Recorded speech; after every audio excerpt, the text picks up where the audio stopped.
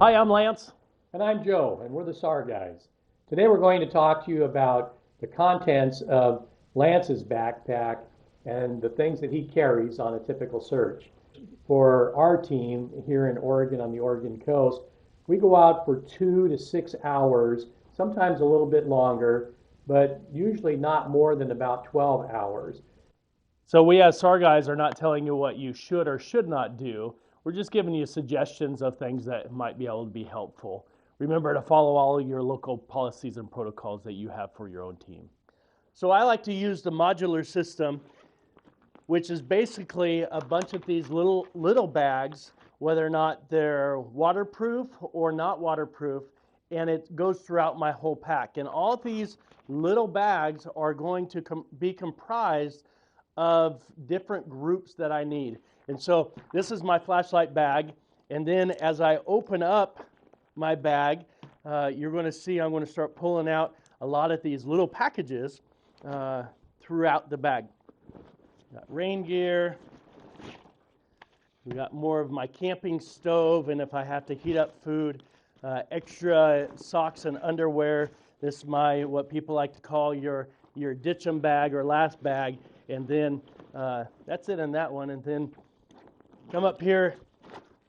Got my first aid kit. It's always pretty accessible, and then a food bag that's there that has a few different things.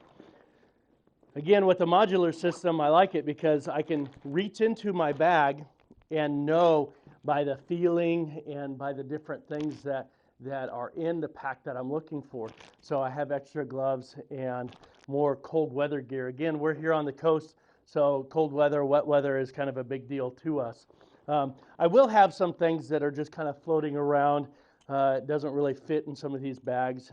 You know, I've got a little handsaw, you know, some of my rope stuff.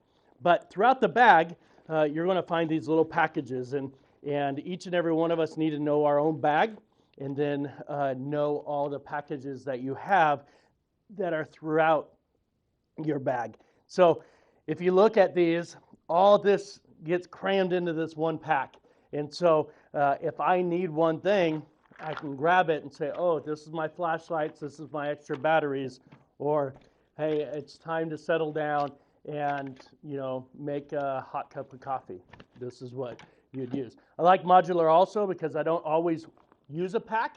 Sometimes I'll have a vest, kind of like a load-bearing vest, and I can take my first aid kit, take it out of here, throw it on my pack, and now I'm ready to do just kind of like an area search or an evidence search or different things where I'm not going to go long duration. So that's a modular system.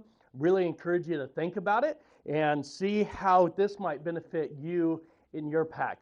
It keeps it a little bit more organized, and for me, it's the way I like to organize my pack.